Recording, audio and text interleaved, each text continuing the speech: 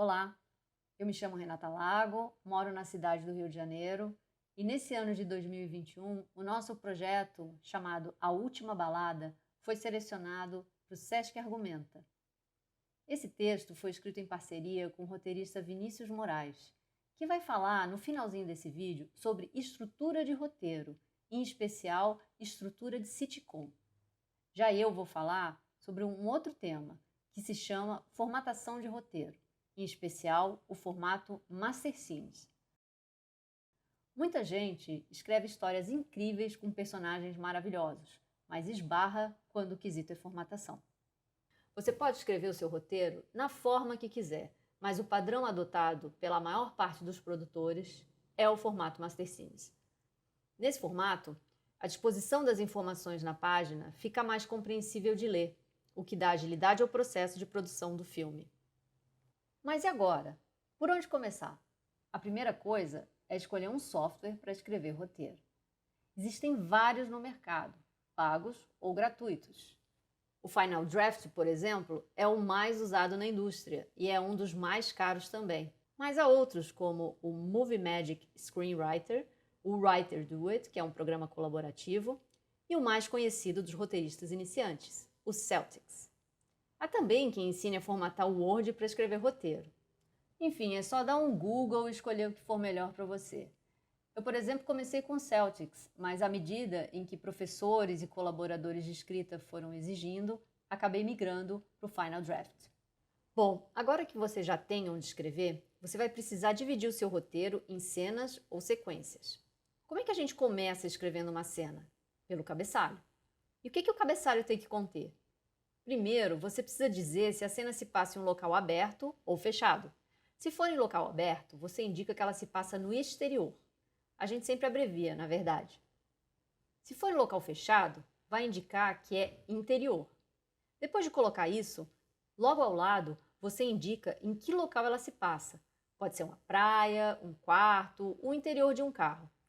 Tem uma coisa que vários roteiristas fazem, que é especificar, por exemplo, em que cômodo da casa a cena se passa. Então, um exemplo, apartamento de Luísa / quarto. E depois você vai dizer quando isso acontece, se de dia ou de noite. Aí está o exemplo do cabeçalho de uma cena de Central do Brasil, só que, opa, ela está com a ordem diferente. Isso pode acontecer em diversos roteiros, e daí a gente se vale daquela máxima nesse caso: a ordem dos fatores não altera o produto. Já no roteiro de Cidade de Deus, a gente tem o cabeçalho exatamente na ordem que eu tinha comentado inicialmente. E agora uma coisa que eu acho que vale a pena comentar é, a menos que seja fundamental para a sua história, evite colocar nascer do sol, pôr do sol, meio da tarde. Para a produção é só dia ou noite. Depois do cabeçalho, que é para indicar onde a cena se passa, você tem que situar o que está acontecendo naquela cena, no caso, a ação. Eu sempre gosto de explicar bem, deixar bem fácil de visualizar, para que a pessoa que esteja lendo o roteiro possa realmente compreender o entorno da cena. Há roteiros, porém, que colocam detalhes como uma marca de um carro, uma cor ou mesmo objetos de cena. Há quem não goste disso, pois pode prejudicar a produção. Como o roteiro é algo subjetivo, o importante é ter bom senso. Aqui tem um exemplo de uma indicação de ação no filme Cidade de Deus. Uma observação importante: a ação é tudo aquilo que pode ser descrito, algo que possa ser visualizado. Não adianta colocar que seu personagem está pensando em algo. Por exemplo, interior, apartamento de Luísa, quarto dia. Luísa pensa em Davi. A menos que você crie um insert para mostrar isso, aquele balãozinho na cabeça da Luísa, ninguém vai visualizar esse pensamento dela. Por que não colocar? Luísa olha para uma foto de Davi e suspira. Pronto. Agora a gente já sabe que não só a Luísa está pensando no Davi, como também ela está apaixonada por ele. E não custa lembrar, nada de erro de ortografia ou gramática. Escrever corretamente é obrigatório para um roteirista. Bom, então agora a gente passa para os diálogos. E quem é que fala o diálogo? Os personagens. Então você vai indicar quem fala, e é importante que o nome do personagem seja o mesmo do início ao fim do roteiro, e depois escrever o que ele fala. Como no Brasil a gente tem uma influência muito grande do teatro, do rádio e também das novelas da TV, então a tendência é escrever diálogos mais expositivos. A minha dica é: fuja disso. Embora eu seja a primeira a colocar tudo no diálogo, porque eu realmente adoro escrever fala, eu mesma estou me educando a tentar colocar a cena mais na ação e menos no diálogo. Mas isso é um desafio. Uma vez eu fiz um curso em que disseram que o ideal seriam 4 linhas de diálogo para cada personagem no máximo na cena. Isso não é uma regra, e como eu já disse antes, o roteiro ele é subjetivo. Mas no meu caso, funciona para eu poder me policiar e escrever apenas o necessário nas falas dos personagens. Quer uma sugestão? Depois de escrever, leia em voz alta os seus diálogos. Aposto que vai facilitar o seu entendimento se a fala está soando natural ou se ela parece um discurso. Bom, esses são os elementos básicos da sua cena, mas você pode querer inserir alguns detalhes. Por exemplo, se a pessoa está chorando, está gritando. E aí como é que a gente faz? Você vai colocar um parênteses debaixo do nome do personagem que tem que seguir essa indicação. E hashtag fica a dica: cuidado com os excessos de indicações. Um bom ator sabe exatamente o que tem que fazer quando o roteiro é bem escrito. E eu sei que é meio óbvio falar isso, mas quem dirige o filme é o diretor, tá? De forma que não adianta colocar posicionamento da câmera, por exemplo. Mas é importante indicar o que realmente for relevante para o andamento da narrativa. Esse é um exemplo de indicação no roteiro de Modern Family, e esse é outro exemplo em Cidade de Deus. Uma coisa que é opcional entre as cenas é colocar as transições. Mas o que é isso? A transição é uma espécie de passagem para evitar trancos no roteiro. Há muita controvérsia sobre o uso de algumas transições, mas eu vou falar das mais usadas. Fade in, que é quando parte da tela preta para a cena, e o fade out, que é quando a cena sai para a tela preta.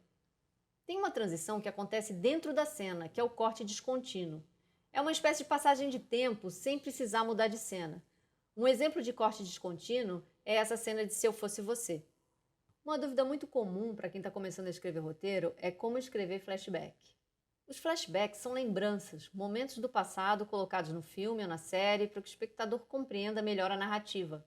O uso do flashback é uma questão polêmica. Há quem diga que ele é uma muleta de roteirista que não sabe escrever. Ou mesmo há quem diga que colocar flashback no roteiro é menosprezar a inteligência do espectador. Ao mesmo tempo, tem histórias que são contadas em flashback, alterando a cronologia do roteiro. Há várias formas de se escrever um flashback, mas a que eu mais vejo usar é quando se coloca a palavra flashback entre parênteses no cabeçalho. Eu aprendi a indicar o fim do flashback, mas muitos roteiristas não fazem isso. Eu acho melhor indicar até para a pessoa saber se a próxima cena está ainda no passado ou no tempo em que a narrativa se desenvolve. Outra dúvida que vale a pena falar aqui é a diferença entre o voice-over e o off-screen. O voice-over é usado quando a pessoa que está falando não está na cena. Por exemplo, em Cidade de Deus, quando o busca-pé fica entre a polícia e os bandidos. No filme, a fala dele mudou um pouco, mas o voice-over continua lá. Já o off-screen é quando o personagem está na cena, mas o espectador não vê. Então ele fala, só que sem aparecer. Em Modern Family, quando a Claire chama os filhos para tomar café, ela fala, mas não aparece na cena. Bom, eu espero que com essas informações vocês possam ter aprendido alguma coisa e escrever roteiros incríveis. Agora eu passo a bola para o meu amigo Vinícius Moraes, que vai falar sobre estrutura de roteiro aplicada às sitcoms. Vai lá, Vinícius!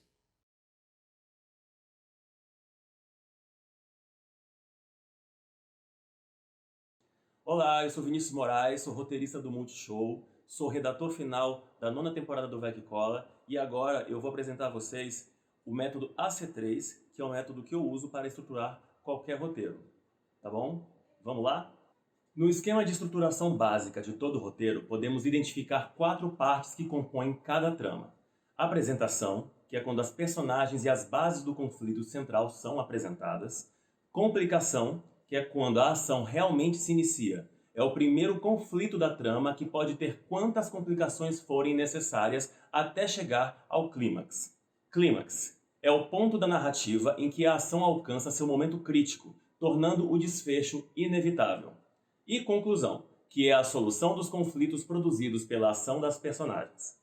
Quando você tem mais de uma trama, essa estrutura de apresentação, complicação, clímax e conclusão deve ser encontrada em cada uma delas.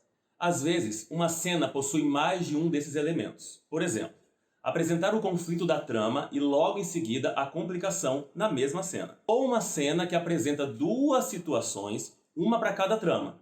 Você tem a trama A e a trama B, que acontecem na mesma cena. E aí você tem a complicação da trama A e você tem o clímax da trama B. Essa estrutura em 4 partes é a que é ensinada em todo mundo. Essa divisão veio da literatura, pois é a estrutura básica de qualquer texto narrativo. Só que quando eu comecei a fazer análise de roteiro, há muito tempo, que é uma coisa que eu adoro fazer, eu percebi que algumas situações não se encaixavam em nenhuma dessas 4 categorias. Aí eu comecei a pensar, se elas não se encaixam, elas precisam ter alguma classificação, porque não é apresentação, não é complicação, não é clímax e também não é conclusão, então é o quê? Aí eu mesmo resolvi dar um nome para aquilo. E eu percebi que elas tinham uma característica em comum. Essas cenas, que eu não sabia qual era a classificação, elas formavam uma ligação entre as cenas, com conflitos mais definidos, as que realmente se encaixam na categoria complicação. Aí eu resolvi, na época, chamar essas situações de desenvolvimento, porque eu entendia que a trama estava apenas se desenvolvendo para chegar ao conflito, no conflito maior, para chegar à complicação, entendeu? Durante muito tempo, era assim que eu fazia análise de roteiro. Aí eu entrei no Vai Que Cola, eu peguei 4 episódios, 4 roteiros logo para poder estruturar, estudar bastante, para poder entender como é que o roteiro do Vai Que Cola é estruturado. E nessa época eu preferi mudar o nome. Eu achei melhor colocar o nome preparação.